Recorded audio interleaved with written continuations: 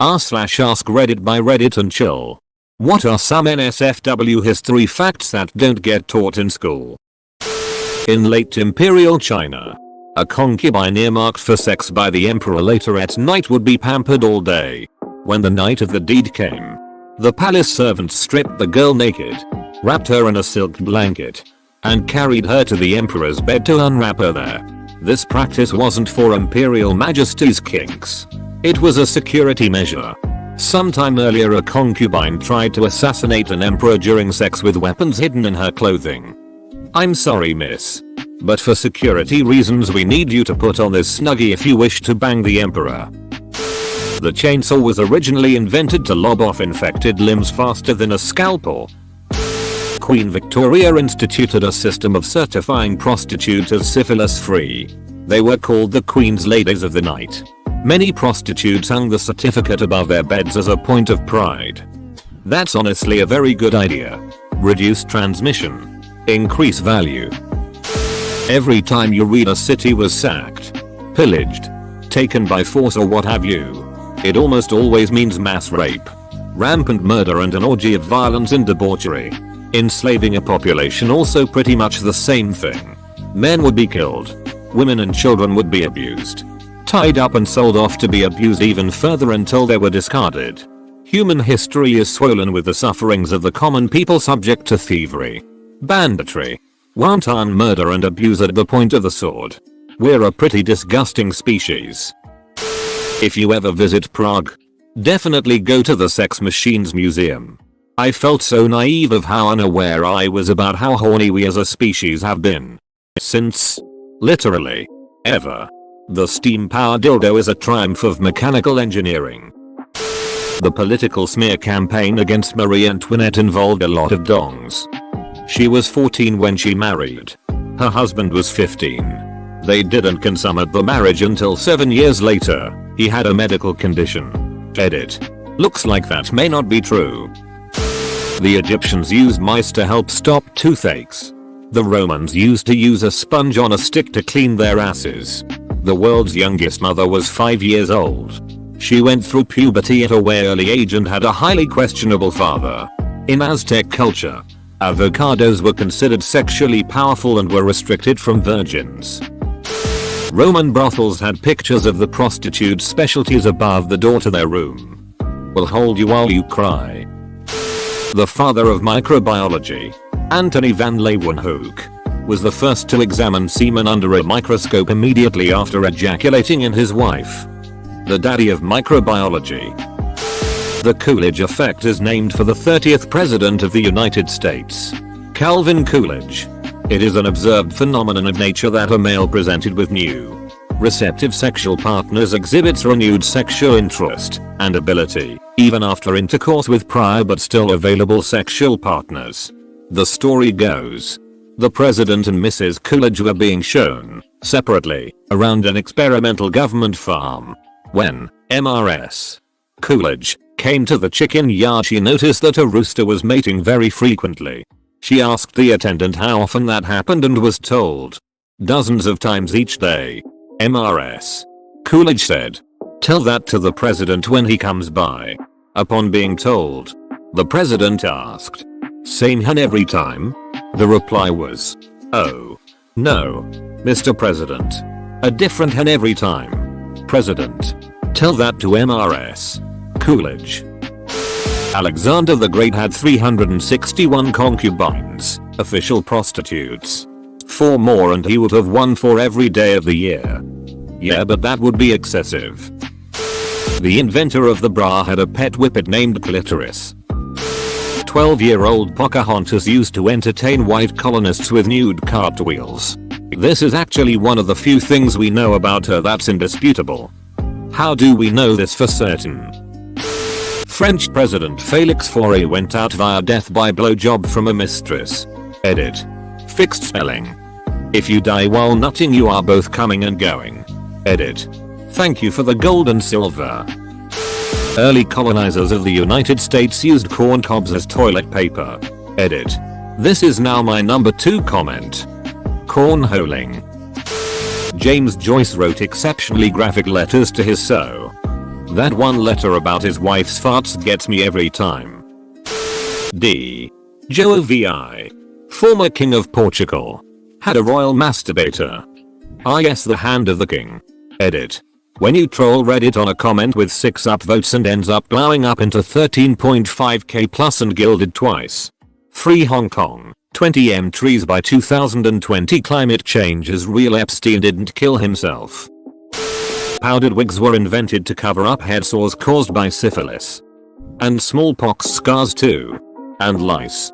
And all kinds of nasty things, because while population was booming, indoor plumbing and clean water were not things yet.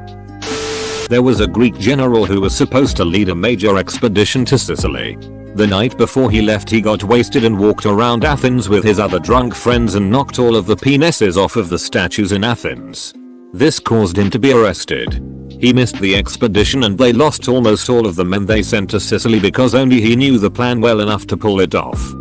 The most extraordinary part of this tale of Alcibiades is that you're actually downplaying it.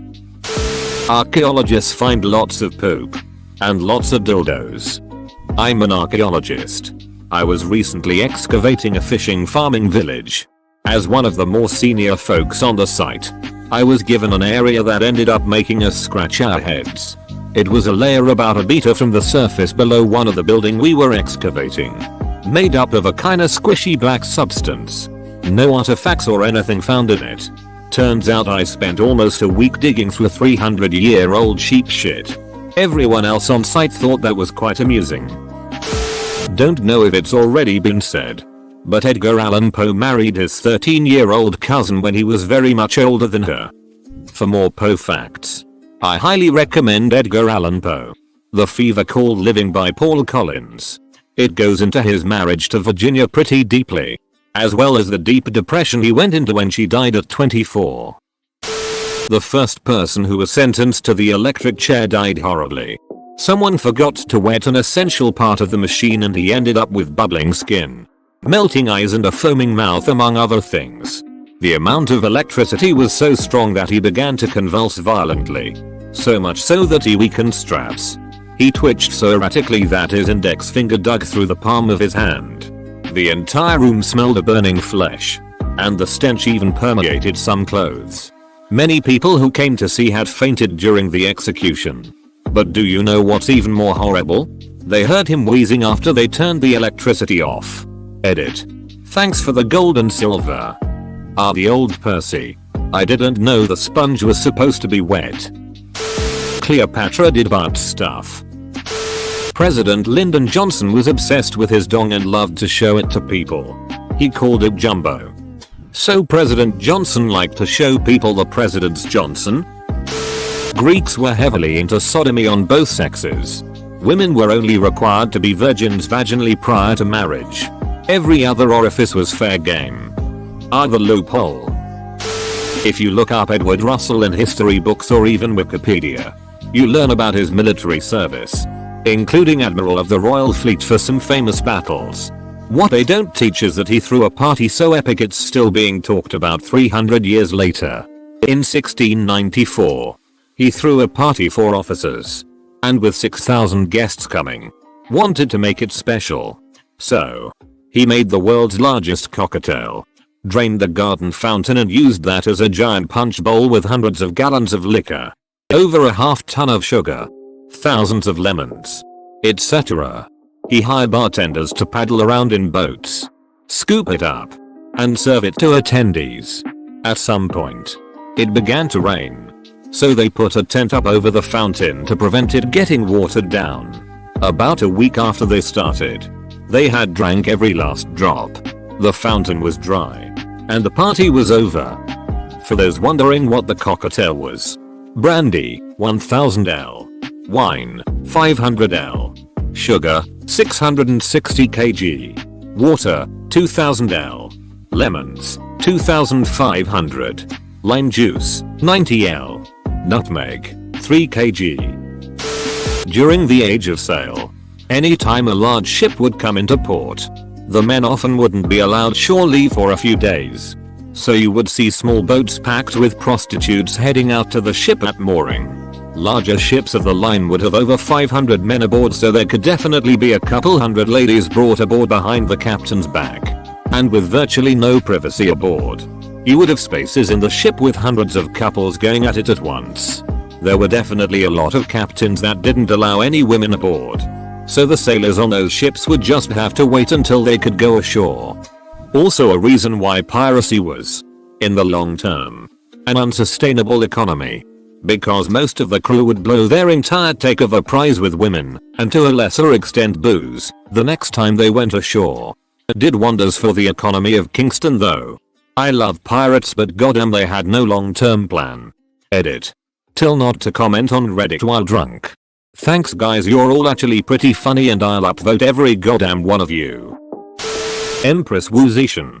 Made eating her out a prerequisite for an appointment. Catherine the Great had a parlor room filled with explicit, erotic furniture she commissioned personally. We're talking blowjobs carved into chairs. An end table where giant Dong's torrential cumshots were holding up a marble countertop. A woman getting eaten out by a demon on a throne. Homegirl had taste. She was German and yet she ruled Russia. Helen Palmer, the wife of famed author Dr. Seuss, was an excellent writer in her own right, though she is perhaps best known for her tragic suicide. Seuss had frequent affairs while Palmer was a faithful spouse and truly loved her husband.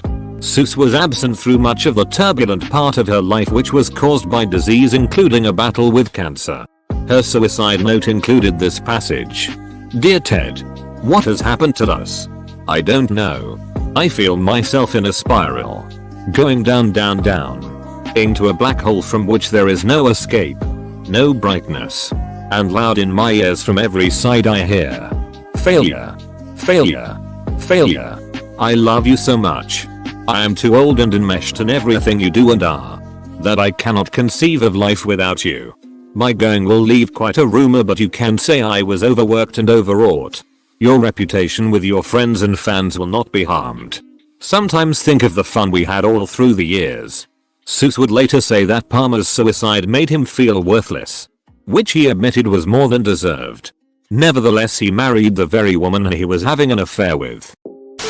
Henry VIII, aside from his 3 legitimate children, had at least 6 other illegitimate kids with various mistresses. There is also a suit of armor made for him on display, and the codpiece alone weighs 1.3 kilograms. For anyone wondering, this was one of his suits of armor, on display in the Tower of London. Images 1fanpop.com link. Newton was so dedicated to his work and abhorred fun so much that many people believe he died a virgin at 87 years old. And by work I don't mean revolutionizing physics and inventing calculus. I mean alchemy. His main focus was turning lead into gold and making the philosopher's stone. I think Newton is a very good example of someone in history who probably had autism before autism had the name. Ben Franklin was a super sex freak and loved to tell younger dudes to have sex with old women. Ben Franklin was a playboy. He was the US ambassador to France and slept with the daughters of many French nobles. And when he arrived, his clothing would influence French fashion. In the 12th century, a philosopher named Peter Abelard challenged the church teaching on sexual morality, pointing out that no ceremony of man could make an inherently immoral act moral. The act would have to be already generally moral. Therefore, sex before marriage really couldn't be considered a mortal sin. He fell in love with the wrong woman and had his nuts cut off. This made him angry and sad. He then wrote a book. He had a kid with that woman, the bishop's niece, and she loved him the rest of her life. They are buried together in Paris. Not necessarily NSFW, but pirates were one of the first people to have a healthcare plan of sorts. If you lost an appendage, there was a predetermined pay for everything that was lost or maimed. Also, there was a pretty large number of female pirates. For a time when women had little to no value in the workplace, they more or less had equal treatment and pay to other pirates. The loss of a limb payment is depicted in the Errol Flynn movie, Captain Blood. The one-legged pirate receiving the GB Gold is played by my grandfather.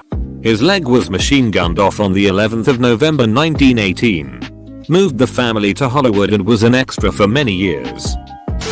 Napoleon would ask that his wife, Josephine. Not bathe for several days when he knew he would be coming home. My man's liked a stinky lady. On a lighter note, after she died he kept a clipping from her flower garden in a locket on his person until the day he died. The point here is you go to both extremes if you really love someone. Ducking like and subscribe.